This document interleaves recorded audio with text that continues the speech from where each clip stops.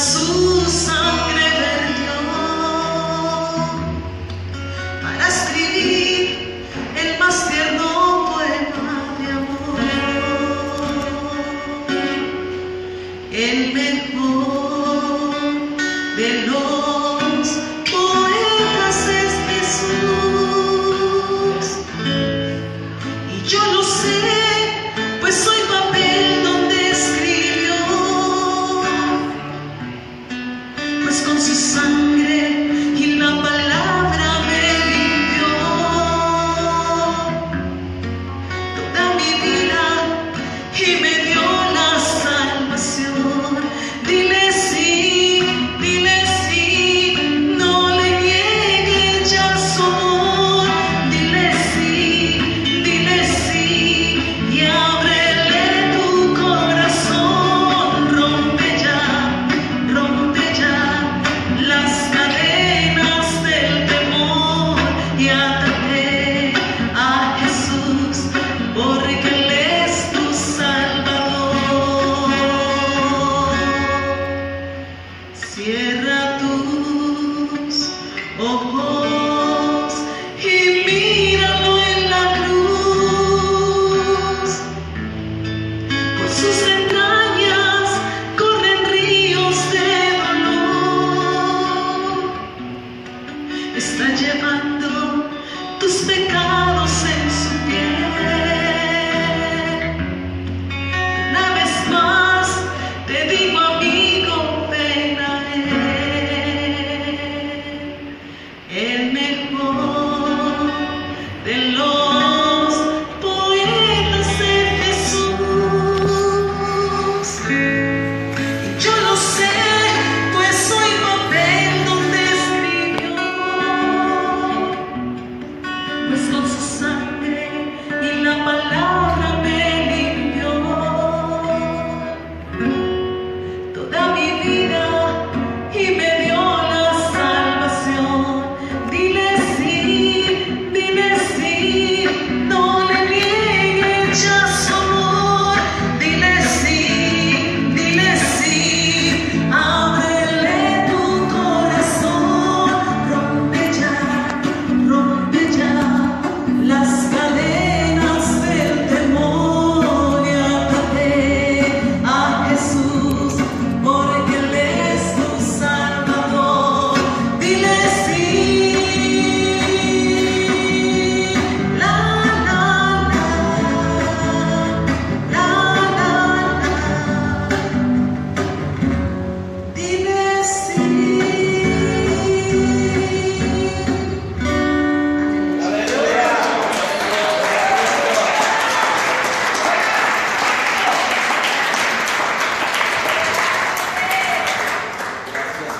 Gloria a Jesús. Cada que yo pienso en ese milagro, gracias hermano, en ese milagro poderoso que hizo nuestro Señor Jesucristo, llevando el pecado de toda la humanidad. Usted sabe, amado hermano y amigo que me escucha, por qué el Señor tuvo que decir en un determinado momento: Padre, ¿por qué me has abandonado? La razón que Él dijo esta palabra es porque en ese momento Dios es un Dios santo y Él no tiene nada que ver con el pecado. Él ama al pecador, mas no el pecado. Amén. En ese momento tuvo que haber separación. Él lo dejó en un momento solo porque Él estaba llevando todo el pecado de la humanidad, toda la carga que tú y yo, los pecados que habíamos cometido, pero que por la gracia el Señor nos salvó. Por eso Él tuvo que decir estas palabras: Padre, ¿por qué me has abandonado? Hay gente que se pregunta, pero si era el Hijo de Dios, ¿cómo tenía que suceder para que tú y yo fuéramos salvos? Solamente tenemos que, como dice esta canción, abrir el corazón y decirle sí a Jesús. No voy a hablarle a usted de religión, solamente estoy hablando de la palabra de Dios. ¿Quién es nuestro Dios? Soberano y poderoso, aleluya. Quiero que me acompañe por favor en Efesios capítulo 1, versículo 15.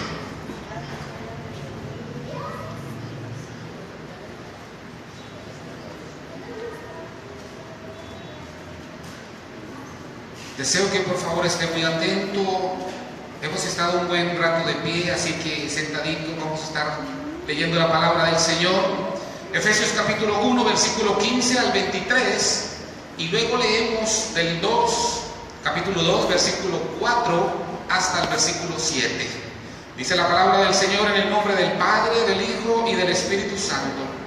Por esta causa también yo, habiendo oído de vuestra fe en el Señor Jesús y de vuestro amor para con todos los santos, no ceso de dar gracias por vosotros, haciendo memoria de vosotros en mis oraciones, para que el Dios de nuestro Señor Jesucristo, el Padre de gloria, os dé espíritu de sabiduría y de revelación en el conocimiento de Él, alumbrando los ojos de vuestro entendimiento, para que sepáis cuál es la esperanza a que os ha llamado, y cuál es la riqueza de la gloria de su herencia en los santos, y cuál la supereminente grandeza de su poder para con nosotros los que creemos, según la operación del poder de su fuerza, la cual operó en Cristo, resucitándole de los muertos y sentándole a su diestra en los lugares celestiales, aleluya, sobre todo principado y autoridad y poder y señorío y sobre todo nombre que se nombra, no solo en este siglo, sino también en el venidero, y sometió todas las cosas bajo sus pies y lo dio por cabeza sobre todas las cosas a la iglesia, la cual es su cuerpo, la plenitud de aquel que todo lo llena en todo. Capítulo 2, versículo 4. Pero Dios, que es rico en misericordia, por su gran amor con que nos amó, aun estando nosotros muertos en pecados, nos dio vida juntamente con Cristo. Por gracia sois salvos, aleluya. Y juntamente con Él nos resucitó y asimismo nos hizo sentar en los lugares celestiales con Cristo Jesús, para mostrar en los siglos venideros las abundantes riquezas de su gracia en su bondad para con nosotros en Cristo Jesús, aleluya. Padre, te damos gracias, Señor, por tu palabra. Gracias, Señor, porque tu palabra es la verdad, tu palabra es viva, es eficaz. Señor, sabemos que fue inspirada por el Espíritu Santo de Dios y es útil para enseñar, para redarguir, para corregir, para instruir en justicia, a fin de que el hombre sea perfecto, enteramente preparado para toda buena obra. Señor, tu palabra es viva, es ese rema que necesitamos para caminar, para conducirnos, para avanzar. Te ruego que esta palabra quede grabada en nuestros corazones, en el nombre de Cristo Jesús, tu Hijo amado. Amén y amén. El tema que quiero compartir, que le he dado el título, es ¿quiénes somos en Cristo? ¿Quién es tú y quién es yo en el Señor? Que somos la iglesia del reino de nuestro Señor Jesucristo. Aleluya. La palabra del Señor está mencionándonos en el versículo 15 un aspecto clave para nosotros. Está hablando fe en el Señor Jesús y amor para con todos los santos. El pueblo del Señor nos debemos de caracterizar por ser un pueblo de fe. La Biblia nos dice que sin fe es imposible agradar al Señor. Así que usted, hermano, si usted desea agradar al Señor, tiene que vivir por la fe. El apóstol Pablo escribe a los hermanos de Éfeso y les dice: porque yo he oído, por cuanto he escuchado de vuestra fe en el Señor Jesús. Las personas que viven a su alrededor escuchan de la fe que usted tiene en el Señor. Su familia escucha de la fe que tienen usted en el Señor, o solamente su familia de pronto escucha reclamos, regaños: ¿por qué no vas a la iglesia? ¿Por qué esto? ¿Por qué lo otro? O escuchan de esa fe que mueve y que llena los corazones del ser humano. Es importante, amado hermano, que la iglesia, el pueblo de Dios, estemos en esa misma sintonía, un mismo nivel de fe.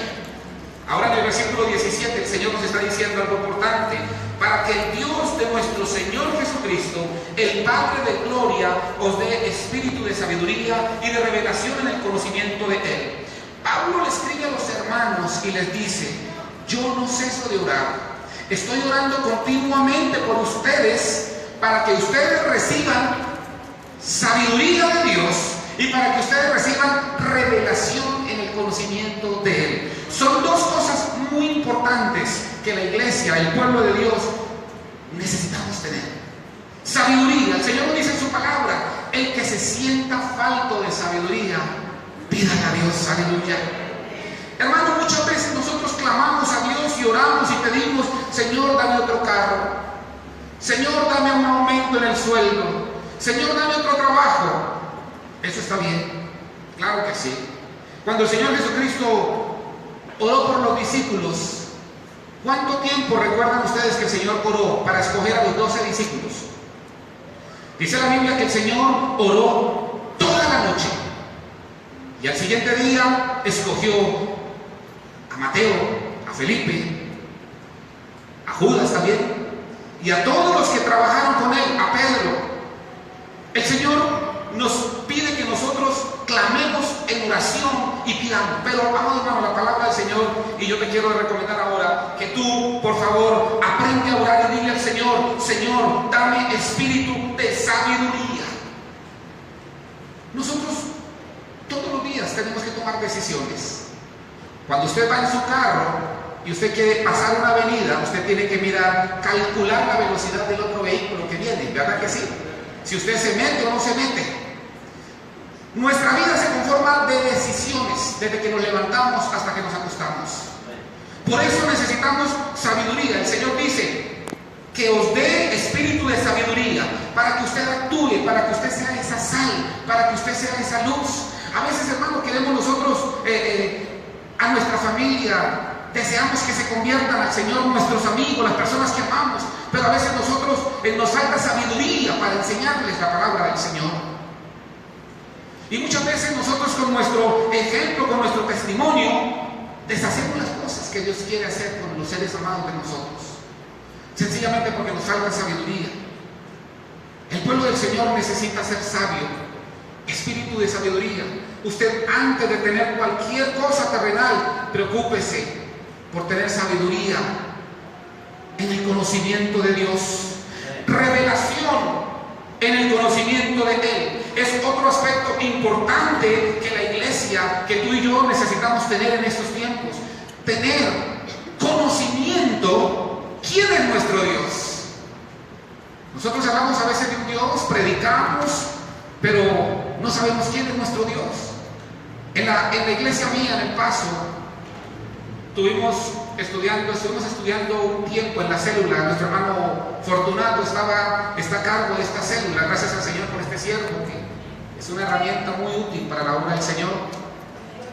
Y este varón dio la célula en un tiempo de ¿quién es nuestro Dios?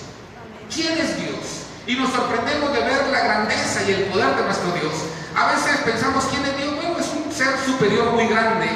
Pero, hermano, nos falta a nosotros tener revelación en el conocimiento de nuestro Dios. La palabra del Señor sigue diciendo que alumbre los ojos del entendimiento para que sepáis cuál es la esperanza a que los ha llamado y cuál es la riqueza de la gloria de su herencia en los santos y cuál la supereminente grandeza de su poder para con nosotros los que creemos según la operación del poder de su fuerza. Aquí hay dos áreas que la palabra del Señor nos está enfocando, ilustrando. Una es en lo futuro. Está hablando de la esperanza, de la esperanza que nos ha llamado y de las riquezas de la gloria de su herencia. Son dos cosas que van a pasar en el futuro. ¿Amén? ¿Cuál es la herencia del cristiano? La herencia de nosotros. La vida eterna. Gracias, hermano. Eso quería escuchar. La vida eterna. El Señor dijo a los discípulos, dijo: yo me voy a preparar morada. Nosotros creemos eso por fe. Amén. Yo creo que tengo una mansión en el cielo.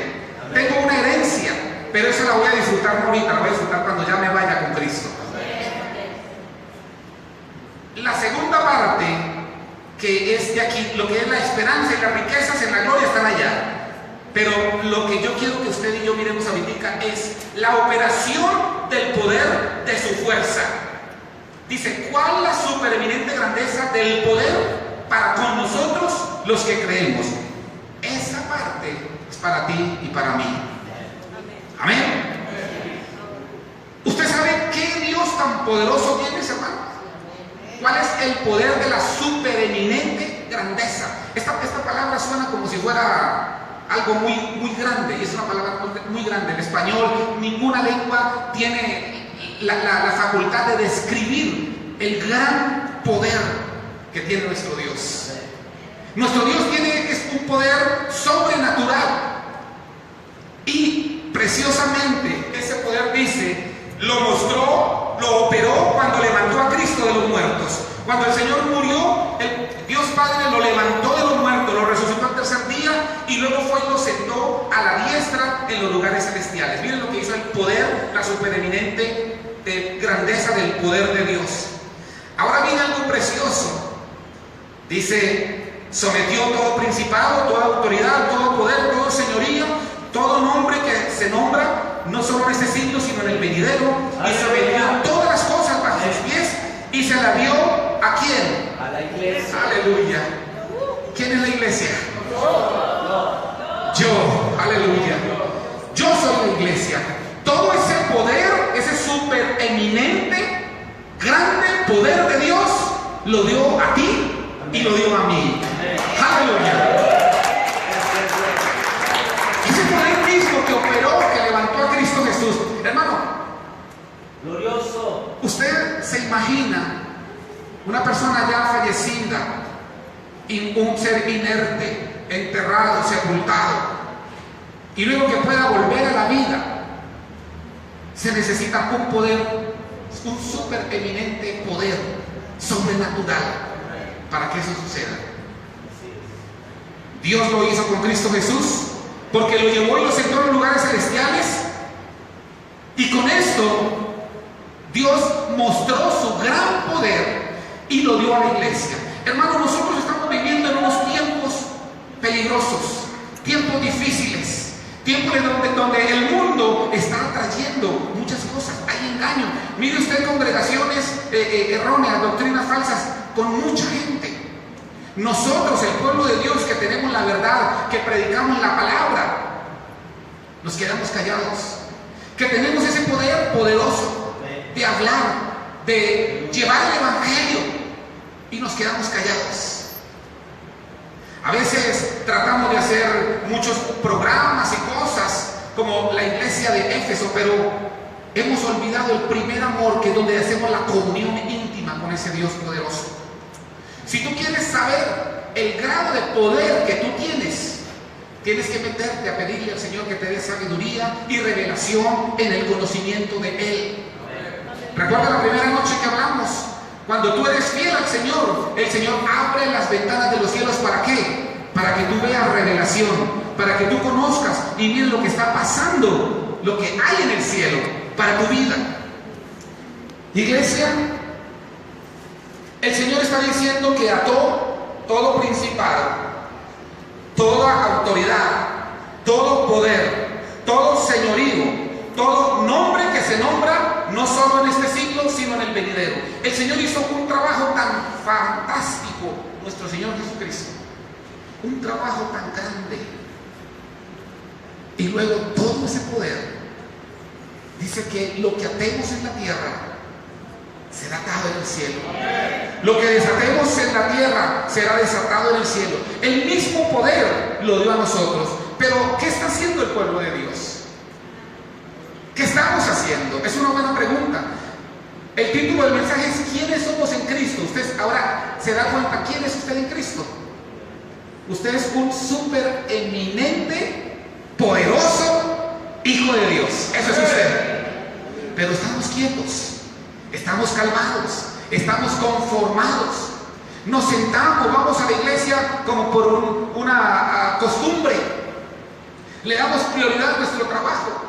Anoche hablaba con un joven y le decía: te escuché cantar, varón, tienes una voz preciosa. ¿Por qué no estás cantando? Y me dio una respuesta: es que estoy un poco ocupado con el trabajo. Hoy volví y lo abracé y le dije: varón, tenemos que darle el lugar al Señor. Tenemos que ponerle el lugar al Señor. Tenemos que darle el espacio. Iglesia, tú tienes que darle. No dejes que el trabajo, que la familia, que la circunstancia, que el problema, que la aflicción te atrape. Tú tienes que darle el lugar, porque tú eres un súper eminente, poderoso Hijo de Dios. Tú no eres cualquier cosa, hermano. Si de pronto, no, hay personas, hay cristianos que se sienten menos, no, es que yo no sé orar. Llevo un mes de convertido, llevo 2 meses de convertidos, yo quisiera orar como ora el pastor. Desde el momento que tú te entregas a Cristo, lo importante que tenemos que hacer es rendir nuestra vida a Cristo Jesús. Si nosotros entregamos nuestra vida al Señor Jesucristo, aceptamos, la palabra nos dice que si confesares con tu boca que Jesús es el Señor, creyeres en tu corazón que Dios lo levantó de los muertos, serás salvo. Porque con el corazón se cree para justicia, pero con la boca se confiesa para salvación. Eso está en Romanos 10, 9 y 13. Así de que la importancia es de que nos convirtamos en hijos de Dios. A veces el ser humano está equivocado y dice, pues todos somos hijos de Dios. Tristemente es una gran equivocación. Porque hijo de Dios es solamente aquel que cree, que confiesa con su boca, cree en el corazón que este poder supereminente de Dios levantó a Cristo Jesús y lo llevó a los lugares celestiales. Entonces es la única manera de ser salvo. No hay otra manera, amado hermano. No es por cantos, no es por rezos, no es por servicios, es porque tú recibas a Cristo. Esa preciosa sangre que fue derramada, ese poder que operó sobrenaturalmente en los cielos, que ató, que detuvo todo principado, toda potestad, todo gobernador de la tiniebla, toda hueste de maldad. Mire lo que dice, vaya un momento por favor a Colosenses capítulo 1. Gloria al Señor. Colosenses 1, versículos 13 y 14.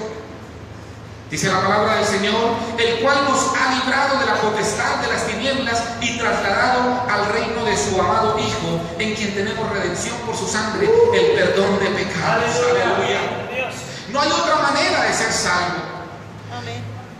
La Biblia nos habla de la muerte espiritual. Cuando no tenemos a Cristo en el corazón, cuando no lo recibimos, somos muertos espiritualmente. No hay vida en el espíritu. El ser humano actúa y camina a su manera de pensar. Pero cuando aceptamos a Cristo, el Espíritu Santo de Dios nos guía, nos lleva, es nuestro consolador, es quien nos dirige. Y todos estábamos muertos en nuestros delitos y pecados. Estábamos en tinieblas. ¿Sabe de cuándo pasó esto? Anoche hablábamos un poco sobre Adán y Eva. Desde el momento que Adán y Eva desobedecieron al Señor, desde ese momento entró el pecado, entró la maldad, entró la muerte espiritual.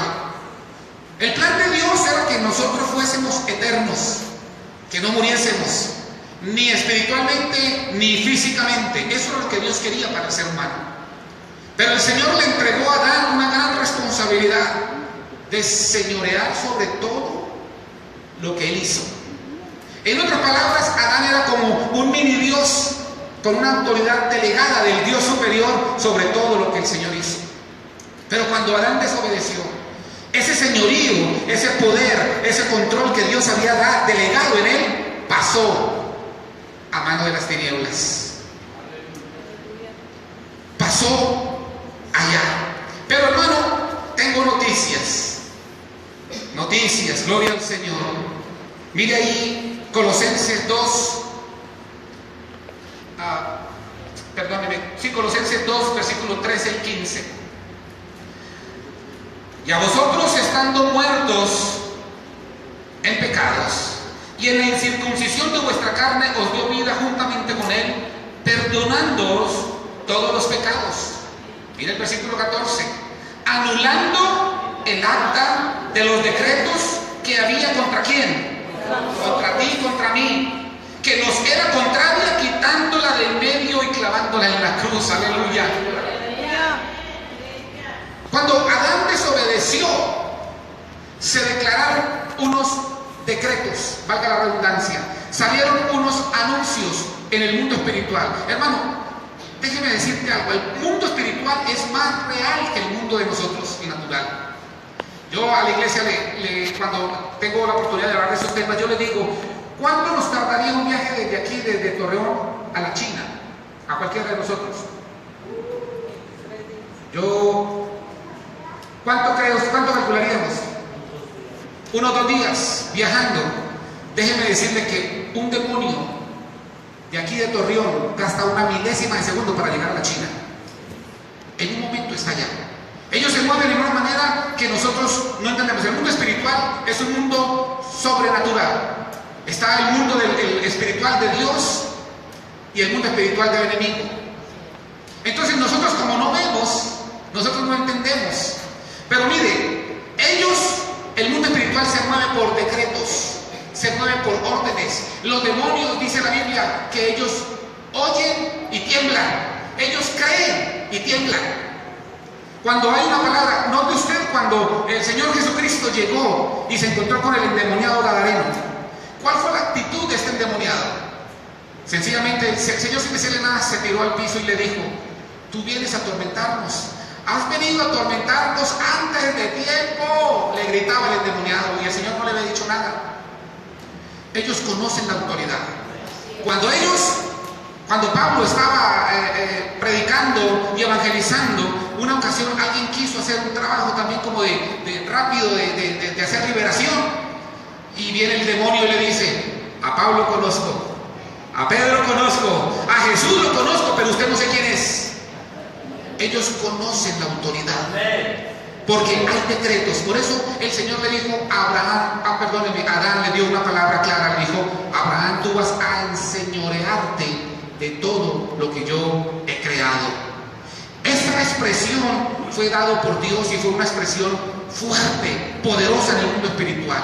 Adán la rompió, la quitó porque pecó. Entonces lo toma en control el Dios de este siglo, dice la Biblia. ¿Quién es el Dios de este siglo? Satanás. Nos dice que nuestra lucha no es contra carne y sangre, sino contra principados, contra potestades, contra gobernadores de las tinieblas, contra huestes de maldad. Pues déjenme decirle que ellos, Satanás y todos sus séquitos, hicieron una acta,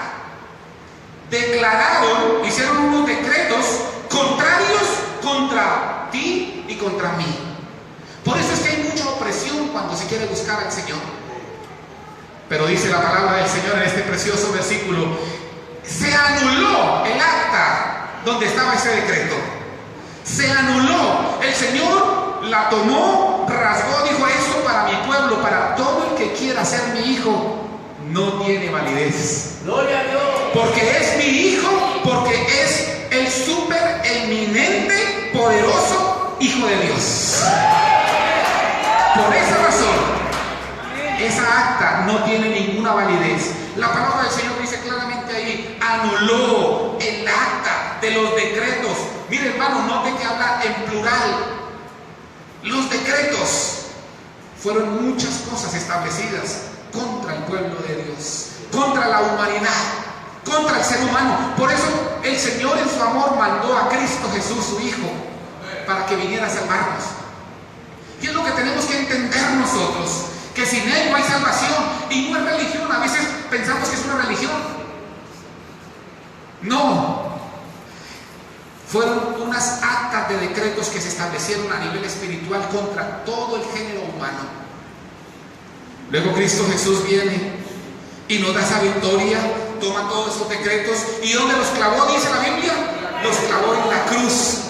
Mira el versículo 15. Dice: y despojando a los principados y a las potestades, los exhibió públicamente, triunfando sobre ellos en la cruz.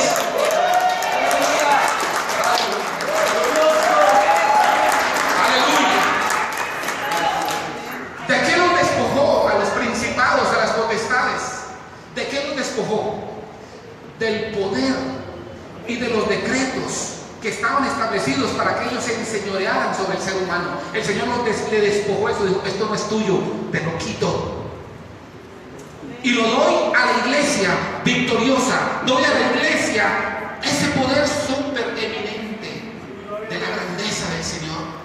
Pero la iglesia, el pueblo, nosotros a veces no comprendemos, creemos que ser cristiano nomás es ir a la iglesia. Hermano, déjeme decirle que estamos equivocados. Si usted piensa que ser cristiano es ir a la iglesia, está equivocado. Eso se llama religiosidad. A mí cuando una persona me dice, yo soy católico, le digo, qué bueno, lo felicito. Yo me imagino que usted va a la misa de la mañana, de la tarde, va a hacer rosario, bueno, pues no así, pero entonces no es católico. Pues si usted es católico, tiene que profesar su religión como debe de ser. Porque a veces nosotros nos equivocamos y pensamos y nosotros, igual el pueblo cristiano, ¿usted qué es? Yo soy cristiano, decimos bien grande, yo soy cristiano. O yo soy protestante, y lo decimos como con orgullo. Entonces sería bueno que una persona católica nos dijera, entonces usted ora, ayuna, va a la iglesia, mañana, tarde, se levanta. A ver, ¿qué responderíamos nosotros? Bueno, pues cada 8 días cuando puedo. Ser cristiano es entender quién es usted en Cristo Jesús. Ser cristiano es entender el súper eminente y grande poder que Dios te ha dado. La responsabilidad que tenemos, amado hermano. ¿Cuántos enfermos? ¿Cuántas personas atribuladas? ¿Cuántos problemas estamos viendo en el mundo, en la tierra? Y el pueblo de Dios estamos quietos, estamos callados. El Señor nos dice que clamemos por nuestros líderes, que clamemos por los que están en eminencia. ¿Qué hace el pueblo de Dios muchas veces contra el presidente de la República? Gracias, hermana, eso quería escuchar. En vez de orar por él, empezamos a criticar, pues ese presidente no sirve para nada. Ese presidente es un ladrón y el que viene peor, yo creo. Ya imagínense, ni siquiera lo hemos escogido y ya estamos diciendo que viene peor el otro. Entonces estamos declarando, en el mundo espiritual, hermano, escúcheme esto, nuestra palabra tiene poder. En el mundo espiritual, si tú atas y tú dices, en el nombre de Cristo Jesús, yo ato este espíritu y se va de mi casa, Él obedece. Él obedece. También si usted usa su palabra para decir algo contra su presidente, contra su nación, contra cualquier cosa, también esa palabra tiene poder. ¿Cuántos padres a sus hijos? Yo he visto y me duele en el corazón, tú eres un bueno para nada. Tratan a su hijo, le dicen, mi changuito, hola mi changuito, mi perrito. Yo escuché una hermana que le decía a sus hijos, ¿dónde está mi perrito? Y el niño llegaba y ese se la creía. Aquí estoy, mami, aquí estoy. Oigan, mi hermano, eso no está correcto. Escuché a una hermana también que llega a su niño y entra hermoso el niño y viene corriendo y llega y le dice, se para la mamá y lo mira así y dice, este es un hijo del diablo. El pueblo del Señor estamos jugando a ser cristianos y no sabemos la responsabilidad tan grande que tenemos con lo que hablamos, con lo que decimos. A veces en chistes decimos muchas cosas hacia otras personas, pero eso tiene poder. Por eso el Señor dice que vamos a tener que darle cuenta a Dios de toda palabra ociosa que salga de nuestra boca. Por eso, amado hermano, si usted de pronto aún todavía tiene la costumbre, un chiste, no puedo decir cosas así, yo le recomiendo en el nombre del Señor que usted se detenga, porque usted es un súper eminente y poderoso hijo de Dios. Y lo que usted dice se cumple. Se cumple. Yo recuerdo, mi esposa tenía 10 añitos. 10 años de edad. ¿Quién tiene 10 años aquí? Levánteme su mano. A ver, ¿alguien tiene un niño o niña? ¿Quién tiene 10 años? No hay ninguno. Bueno, hay que evangelizar para que haya niños de 10 años también. Mi esposa conoció al Señor a los 10 años. Ella llegó a la iglesia solita y aceptó al Señor como su Salvador. Y desde los 10 años empezó. Y yo la conocí. Yo tenía 15 años en ese tiempo. Mis expectativas no eran de niña de 10 años, era una expectativa de ya una mujer de mi edad para tener una novia. Sin embargo, un día que la acompañé a la casa, yo le puse la mano así encima y le dije, Martica. Nosotros en Colombia, bueno, aquí he escuchado que dicen, por ejemplo, Martita, ¿verdad? Pero nosotros decimos Martica. Yo le dije, Martica, tú y yo nos vamos a casar y nos vamos a ir a vivir a los Estados Unidos. Martica, de 10 años, me mira y dijo, estás loco. Yo creo, no me dijo nada, pero ella me miró así como que desconcertada. Pero yo declaré, lo dije, y ahora es mi esposa. El Señor nos ha bendecido con 3 hermosos hijos y le servimos al Señor en los Estados Unidos con el Señor. La palabra que yo declaré. Por eso, iglesia, tú tienes que tener cuidado con lo que tú sea positivo o sea negativo. Cuida lo que tú dices en el nombre del Señor. Tienes un poder que tú no sabes, sobrenatural. Cuando nacieron mis hijas, cuando nació mi primera hija, yo entro al cuarto donde está mi esposa. Mi esposa en ese parto casi se muere, posparto. Ella tuvo una complicación y faltó nada. La misericordia del Señor no la dejó que ella se muriera, porque quería bendecirme, que me acompañara. Ya me ha acompañado 27 años, ya me doy por bien servido, gloria al Señor. Casi pierdo a mi esposa en ese momento, pero el Señor la libró. Y yo tomo a mi hija. Cuando entro, tan pronto la vi, la primera vez que vi a mi hija en mi brazo, la tuve y empecé: hija mía, para ti yo declaro un hombre de Dios, un hombre que ame al Señor, que te ame, que te cuide, como yo he cuidado a tu madre. Yo creo que entró la enfermera, entró y me miró y dijo: este tipo está re loco. Una niña tiene 2 horas de nacida y ya está declarando para ella un esposo, ya la está casando. Pero yo creo que soy un súper eminente, poderoso hijo de Dios, y lo que yo diga tiene poder en el nombre del Señor. Por eso, hermano, tenga cuidado. Usted declare sobre sus hijos bendición. Yo a mis hijos les digo: hijo, te amo. A mi hijo es más grande que yo, el menor, ya se casó, yo lo abrazo y lo beso. Le digo: hijo, yo te amo. El otro día andábamos viajando los dos, íbamos del Paso para Houston. Él iba manejando, conduciendo el vehículo. Le dije yo: hijo, pues tú estás más joven que yo, conduce tú. Y mientras que conducía, yo empecé a mirarlo, a ver ese hijo, y el que estaba ahí al lado, siempre iba conduciendo, y yo pasé la mano, empecé a acariciarle la cabeza aquí. Veníamos los dos solos, íbamos para allá, y empecé a acariciarle la cabeza, a sobarle aquí, y mi hijo pues como que al comienzo se sintió como mal, dijo: ¿qué le estará pasando a mi padre? Aunque él sabe que yo siempre lo acaricio, pero estábamos solos, y le corrí la mano y le dije yo: hijo, me siento tan orgulloso de ti. Hijo, te amo tanto, eres mi herencia. Eres la bendición que Dios me ha dado. Y yo declaro para ti, hijo, las mejores bendiciones. Empecé a decir y mi hijo comienza a llorar. Y a decir: gracias, Padre. Recibo esas bendiciones. Es importante que tú declares bendición sobre tu familia, sobre tu esposa. No le critiques. Si tu esposa, si tu esposo no vienen a la iglesia, no lo critiques. Declara bendición sobre él, sobre ella. Declara bendición sobre tus hijos. Cuando mi hija se fue a casar, le dije: ven acá, hija mía, te voy a dar mi bendición paternal. Y yo declaro para ti cielos abiertos, declaro hijos sanos, saludables, declaro que nunca te falte en tu casa nada, y que la paz de Cristo, que sobrepasa todo entendimiento, esté siempre contigo. Hice lo mismo con mi hijo antes de casarse, y mis hijos lloraban y recibían esa bendición, y saben que esa declaración era palabra poderosa que estaba saliendo de la boca de su padre.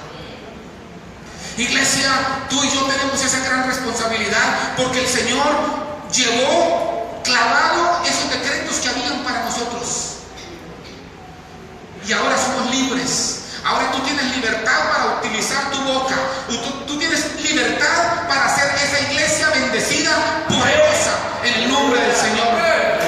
Que lleve la palabra, que inste a tiempo y fuera de tiempo, y que no se preocupe por criticar a nadie, porque lo que usted dice tendrá que darle cuenta al Señor.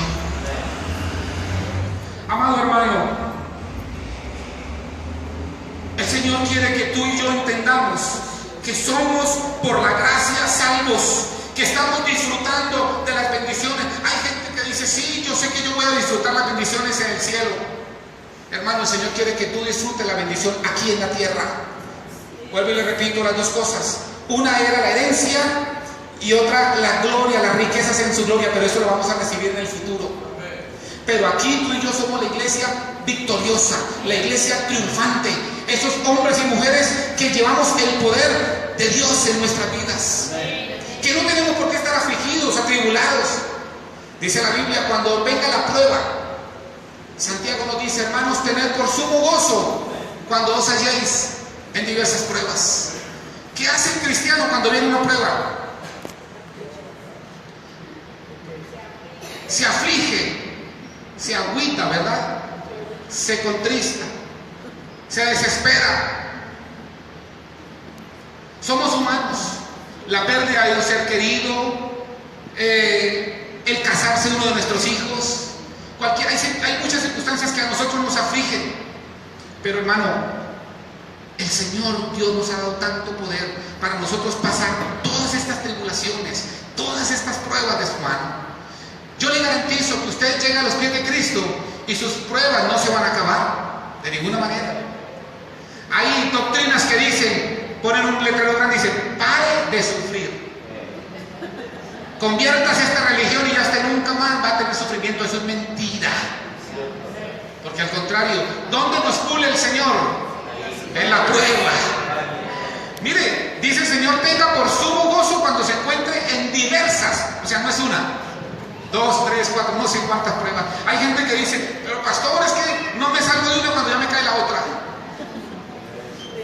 Yo he tenido el deseo en mi corazón de decirle allá adentro, hermano, sabe que tengo un gozo por lo que usted está pasando. Pero usted se imagina que le diga al hermano eso, ¿cómo se va a sentir? Pero lo llevo en la palabra, dice hermano, la palabra dice, tenga por sumo gozo. ¿Qué es sumo? Vamos a suponer que gozo es aquí. Bueno, como estamos ahora aquí danzando, alabando al Señor, eso es gozo. Sumo es hasta el techo. Más arriba de lo que el gozo que usted puede tener, más arriba es el sumo gozo. Que usted en medio del problema pueda decir, gracias Señor, te alabo, te bendigo, y comience a alabar su nombre y glorificarlo. No solamente cuando las cosas andan bien. Qué bueno es cuando todo anda bien decir, nosotros, gloria a Dios, estoy contento porque me subieron el sueldo, me promovieron. Anteriormente yo tenía este cargo, ahora me pasaron a ser el jefe. ¡Uy, gloria a Dios! ¡Uh! ¡Aleluya! Y pego un grito. Pero cuando me quedé sin trabajo, ¿cómo ando yo? Hermano, ¿cómo se encuentra? Pues hermano, desprimido, decía una hermana allá. No deprimido, sino desprimido. Nos dejamos deprimir de las circunstancias de la vida. Cuando tú eres el súper eminente, poderoso Hijo de Dios. Y sin embargo estamos sufriendo, estamos dolidos, nos sentimos a veces castigados, que la vida me está castigando. No, el Señor te hizo para hacer esa iglesia poderosa y victoriosa. Que tú entiendas quién eres en Cristo. Lo importante es que tú te conviertas a Cristo, es todo. Si tú, hermano, juegas a venir a la iglesia y no te has convertido bien a Cristo, yo te recomiendo que te afirmes con el Señor. La venida del Hijo de Dios está pronto. Recuerdan en abril que estuve con ustedes, compartí acerca de la venida del Señor. Y vemos a verificar las cosas. Dice la palabra del Señor que habrá señales en el cielo, en la luna, en el sol. Luego la gente se lamentará por las cosas que están viendo, las olas del mar, los vientos, los terremotos. ¿Y qué estamos viendo, hermano? Estamos viendo eso. ¿Sabe una cosa? Lo que sucede es lo siguiente, es que la Biblia dice que un día para el Señor son como 1000 años para nosotros. Entonces pueden estar faltando tal vez 2, 3 minutos del tiempo del Señor para que Él venga a levantar su iglesia. Para nosotros pueden ser 15, 20, 30, 40, 50 años, no sabemos, porque el tiempo de Dios es infinito. Pero el Señor en su misericordia está retrasando la trompeta que suene, porque hay mucha gente que necesita convertirse a Cristo. Hay muchos cristianos en la iglesia que son cristianos de banca, son religiosos y solamente van a la iglesia porque les gusta la música o porque esto o porque aquello, pero no son esos supereminentes, poderosos hijos de Dios que quiere que sean. No son hombres y mujeres de oración. El Señor quiere una iglesia sometida. Esta mañana el hermano que leía, si mi pueblo se humillare y clama a mí, entonces yo le oiré, sanaré su tierra y lo llevaré a ser esa iglesia poderosa que es. Amén. Hermano, es tiempo en el nombre del Señor. No deseches más la voz del Señor. No la deseches. Es tiempo de vivir en santidad. Es tiempo de que tú arregles tu vida con el Señor. Es tiempo de que tú te entregues al Señor de corazón. No por compromiso. No por cumplirle a tu papá, a tu mamá. No por cumplirle a tu esposo, a tu esposa. No por cumplirle al pastor. Es porque tú necesitas salvación. La Biblia dice, Jonatán le decía a David, escapa por tu vida. El Señor te dice a ti ahora, escapa por tu vida. Todo lo que el Señor ha hecho. El Señor llevó todo el trabajo en la cruz. Hermano, en el tiempo de antes tenía que haber derramamiento de sangre para haber perdón de pecados. Por eso venían el pueblo y traían ovejas, traían vacas, bueyes, los traían para que los sacerdotes los mataran y la sangre corriera y hubiera perdón de pecados. Pero ¿cómo tenía que entrar el sacerdote al lugar santísimo? El sacerdote sabe cómo entraba. Él entraba con una cuerda amarrada al pie, larga, y unas campanas en la punta, tenía unas campanitas abajo. Y él tenía que estar moviéndose mientras que ministraba, tenía que estar caminando, o sea, afuera, porque no podían entrar al lugar santísimo. El que entrara, inmediatamente era borrado de la tierra. Estoy hablando del Antiguo Testamento. Entonces el sacerdote tenía que caminar. Mientras él caminaba, estaban las campanitas, tilín, tilín, tilín, tilín, tilín, y él tenía que estar todo el tiempo así. Si la campanita se paraba, indicaba que el sacerdote había entrado impuro, había entrado mal delante del Señor. Y los que estaban afuera esperaban un rato, la campana no suena. De una vez, ¿qué hacían con el mecate? Vamos a jalarlo porque ese ya se murió. ¿Usted se imagina que en estos tiempos viviéramos en esa misma forma? ¿Cuántos pastores, cuántos líderes, cuántos ministros de alabanza se paran a ministrar en las iglesias con una actitud completamente diferente que el Señor no conoce? Yo creo que estaríamos más de uno pulverizados. Pero esa gracia poderosa, dice el Señor, por gracia sois salvos. Aleluya. Que ahora no tenemos que traer nosotros. ¿Usted se imagina, pastor? Aquí mire toda la congregación tan hermosa, todas las personas que hay, y cada uno trayendo una vaca de afuera, deteniendo el tráfico, porque aquí estamos nosotros matando vacas para que hubiera perdón de pecados. Pero el Señor, por su misericordia, mandó al Hijo de Dios, a Cristo Jesús, para que muriera por ti y por mí, para que derramara su sangre, para que ya no hubiera más que derramar sangre, sino esa bendita sangre de Dios. Alguien me dijo en una ocasión, pero si Jesús no derramó sangre.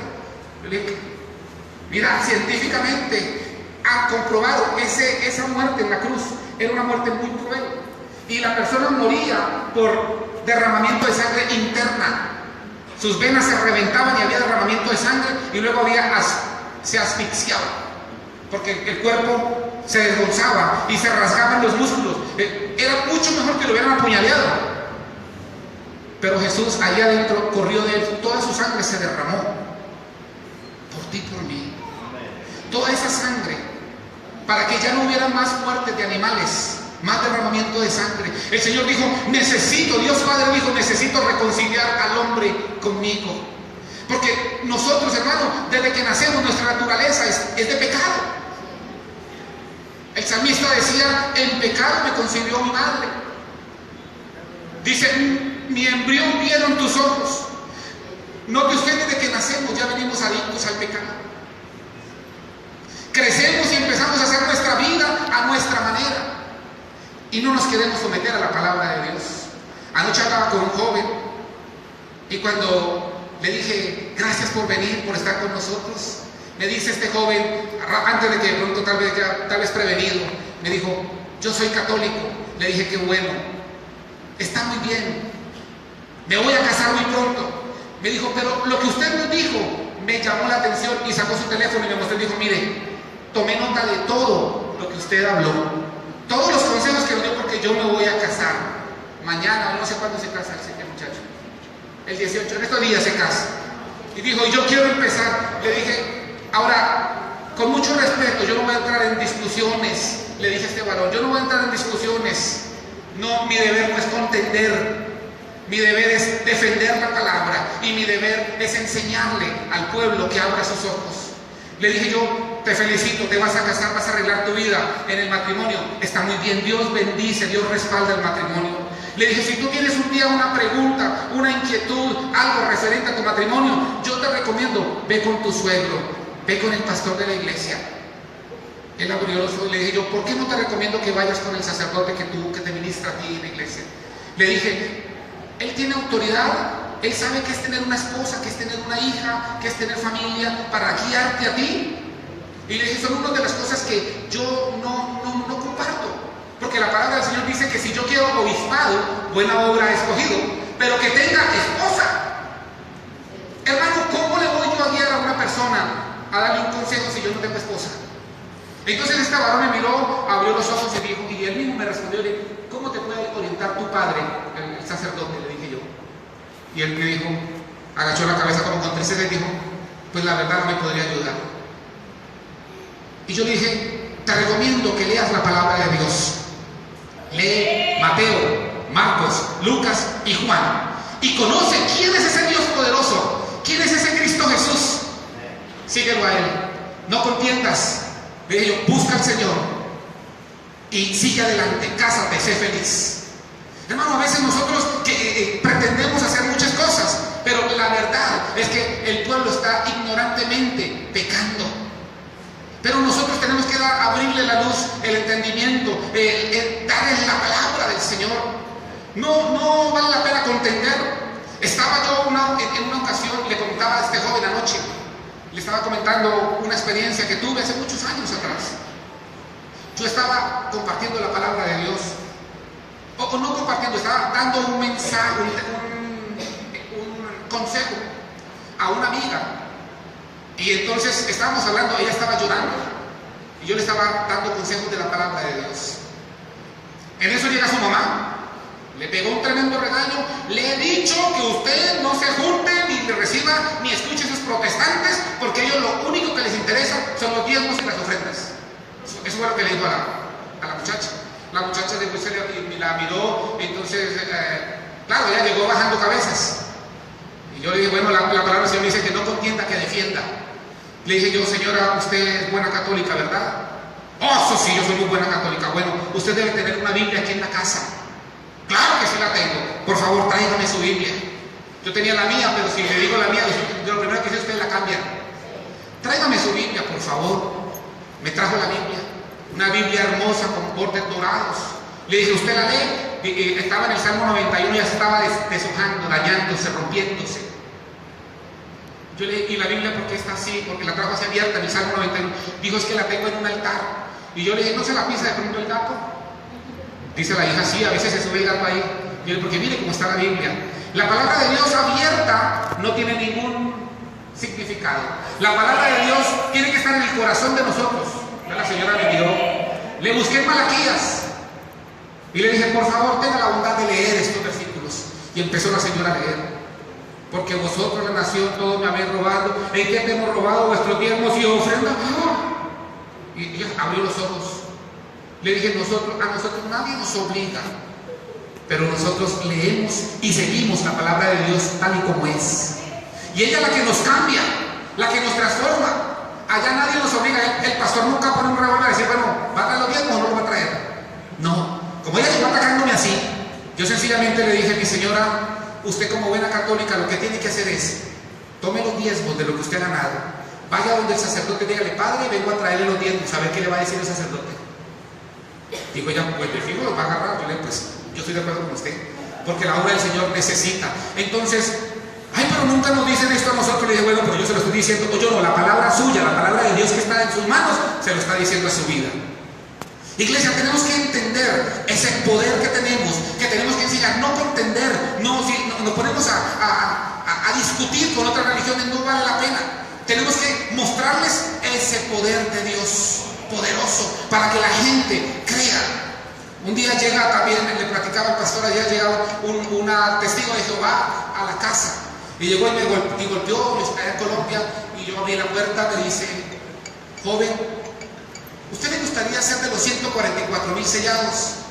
Le dije yo, wow, eso suena interesante. Bueno, sí, claro que sí. Yo le dije, dijo, ¿qué tengo que hacer? Ella se emocionó, dijo, pues tiene que hacerse testigo de Jehová para que sea de los 144,000 sellados. Le dije yo, bueno, pues si yo me hago testigo, ¿y cuántos son ustedes? Yo, pues somos millones en la tierra. Yo le dije, si yo me convierto en testigo de Jehová, yo me voy para el salón y los mato a todos, porque es que entre más haya, pues menos oportunidad tengo de ser de los 144,000. La señora abrió los ojos y me mira, dice, usted es cristiano, ¿verdad? Yo le digo, bueno, trato de seguir la palabra del Señor. Pero venga, hablemos. O sea, no le gustaba perder tiempo. Salirse y le voy a otra. Vamos. Porque el Señor a mí no me ha llamado a contender, pero es que, ¿cómo presentamos la palabra del Señor? Estuve en una congregación, cuando se terminó el servicio, y sale una persona de ahí, del templo, una iglesia apostólica de Jesús solo, solo con Jesus, se dice en inglés en Estados Unidos. ¿Cómo, hermano? Entonces me dice, la Biblia dice que si usted no viene a esta iglesia, usted no va a ser salvo. Yo le digo, ay, eso suena interesante. Venga, ¿dónde dice? Yo tenía mi Biblia, porque acabamos de salir un domingo y ellos estaban saliendo. Es que estuve trabajando también con un grupo estábamos haciendo un trabajo como político, pero dentro del pueblo cristiano. Entonces fuimos a llevarles información a ellos. Y la señora salió y me dijo esto, directamente así: si usted no viene, la Biblia dice que si usted no viene a esta iglesia, usted no va a ser salvo. Le dije yo, eso suena interesante, venga, muéstreme dónde. Le pasé mi Biblia y le digo, no, usted la cambia. Yo le digo, bueno, usted tiene la suya, búsquenla en la suya. Y empezó y la volteaba para un lado, y lo ojeaba y me dice, ¿usted ha leído los Hechos? Yo le dije, claro, muchas veces la he leído. Ahí dice, yo le digo, pues ahí no dice que el que no venga aquí a la, ¿cómo se llama esta calle, hermano? Juan Francisco de Ali. A la San Francisco de Ali. Juan Francisco de Ali, ya le cambié el nombre. Número 502, no va a ser salvo, porque ella me dijo que el que no viniera a esta. Bueno, esa es en Colombia, ¿no? Entonces le dijo la señora, no, yo me gustaba pelear con él. Le dije, venga, mire, discúlpeme, ¿cómo presentamos la palabra del Señor? Nosotros queremos convencer a la gente, a veces con nuestra palabrería, pero se nos olvida que el que mueve y toca el corazón es el supereminente y poderoso poder de Dios. Aleluya. No eres tú, hermano, no soy yo, no son nuestras palabras, es la sangre de Cristo que salva a quien Él quiere. Lo importante, iglesia, es que el que me escucha por primera vez abra su corazón al Señor. Como decía la canción que cantó mi esposa, dígale sí al Señor. No va a perder nada, no va a cambiar nada. Antes, al contrario, va a vivir muy feliz. Y el que ya está viniendo a la iglesia, el que es hermano de banca, yo le recomiendo, si no está activo, ejerciendo ese súper eminente poder de Dios en su vida y en la vida de los demás, yo le invito a que se convierta al Señor de verdad. Entregue su corazón. Mire usted a los apóstoles, mire a Pedro. Pedro era un hombre arrebatado, era un hombre impulsivo, como lo dije la otra noche, era un hombre, pero este Señor no hacía milagros. Este Señor no pasaba nada con él. Este hombre nomás era espectador del Señor. ¿Hasta qué momento Pedro se vuelve esa iglesia poderosa, ese hombre súper eminente poder de Dios? Desde el momento que se rindió a Cristo Jesús. Desde el momento que el Espíritu Santo lo llenó, desde el momento que Él decidió rendirle su vida al Señor. Hermano, Dios no obliga a nadie. El Señor es tan bello, es un caballero. Él dice en su palabra, el que quiera venir en pos de mí, niéguese a sí mismo, tome su cruz cada día y sígame. ¿Usted no cree, hermano o amigo que me escucha, que Dios tiene tanto poder de tronar los dedos así y toda la tierra anda como robot? Oh, aleluya, aleluya, aleluya. ¿Usted cree que no? Claro que sí. Pero ¿qué es lo que Dios quiere? Que tú rindas tu corazón al Señor. Dios solamente quiere que tú escuches y que tú digas, Señor, yo quiero que tú me des la oportunidad de salvación. Aleluya. Judas estaba diciendo la palabra del Señor, dice que salvemos a las personas del lago de fuego. Amado hermano, amado amigo, hay una gran condenación para la persona que no recibe a Cristo Jesús. Es triste, doloroso, pero es la verdad. Y después de la muerte ya no hay salida, ya no hay vuelta atrás. Una vez que morimos, ya no hay vuelta atrás. Cuando Lázaro murió y el rico son llevados a la presencia del Señor, dice, Lázaro fue llevado al cielo y el rico fue llevado al Seol, dice la Biblia. Y estando en lugar de tormento, dice la palabra del Señor, mira a Abraham y a Lázaro y le dice, Padre Abraham, manda a Lázaro que moje una gota, él no pedía sino se conformaba con una gota de agua en mi boca, en mis labios. Y Abraham le dice: hijo, tú tuviste tus bienes en la tierra, pero nunca quisiste obedecer a Dios, tú nunca quisiste aceptar a Dios, tú nunca lo quisiste hacer. Ahora Lázaro tiene su recompensa y tú tienes la tuya ya. Entonces le pide otro favor, le dice: padre Abraham, por favor, mande a Lázaro para que le diga a mis hermanos para que no vengan a este lugar de tormento. El Señor le dice, Abraham le dice: si fuera uno de los muertos, no le creerían. Tienen a los profetas, tienen a la palabra de Dios, que la oigan. Y eso te dice el Señor hoy, tenemos la palabra del Señor. Amén. Para que la escuchemos. Amén. Yo le he dicho a la iglesia muchas veces: usted, ¿cómo reaccionaría que un ser que ya usted sabe que está muerto saliera entre los muertos y viniera a su casa, y llegara, le cayera así volando? Usted está ahí en la sala sentado y que llegue esa persona que ya murió. ¿Usted cómo reaccionaría? Nos asustaría, ¿verdad que sí? La primera reacción que haríamos es: nos quedamos mudos, nos orinamos o salimos corriendo. El susto, sí, seamos reales. Por eso una persona de los muertos no puede venir a decirle: mira, conviértete a Cristo porque aquí está peligroso, porque está feo. No lo va a hacer.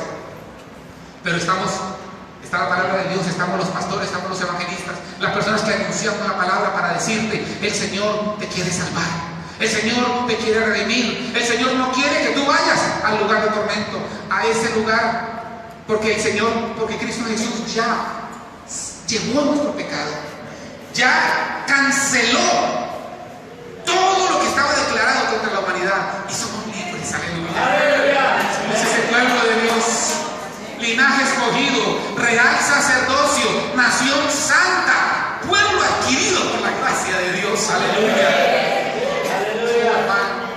No es que nos sintamos mejor que nadie, no. La palabra del Señor dice que el que quiera ser mayor, ¿qué pasa?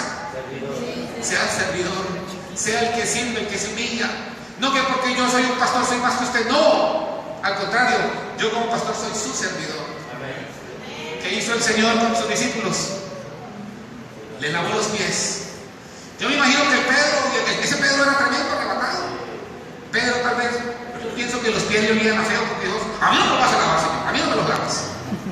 El Señor le dice: Pedro, si no dejas que yo te lave los pies, no tendrás parte conmigo en el reino. Y Pedro, ¿qué dijo?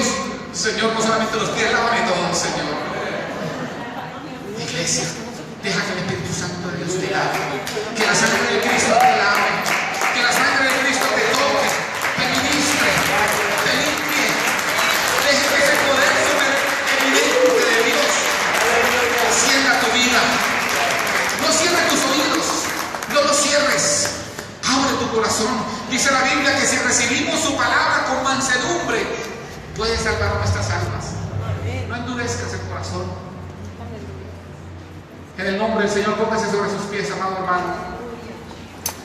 Aleluya. Vengan los hermanos de la música. Gloria al Señor. Mientras que yo ministro una alabanza, yo quiero hacer una invitación en este momento. Si hay alguien que ha escuchado la palabra, no le estoy pidiendo que cambie su religión, no. Le estoy diciendo que le dé la oportunidad al Hijo de Dios que le guíe su vida, que lo salve, que lo alcance. Si hay alguien que quiere recibir al Señor, voy a pedirle a toda la iglesia que cierre sus ojos, por favor. Incline su cabeza, no vamos a estar mirando. Nomás yo voy a dejar los ojos abiertos porque quiero orar por la persona. Si hay alguien que quiere recibir a Cristo como su Salvador, por favor, levante su mano. Indíqueme levantando su mano, diciendo: yo quiero. Aleluya, hay una mano levantada. ¿Quién más? 2 manos levantadas. Gloria al Señor. 3 manos levantadas.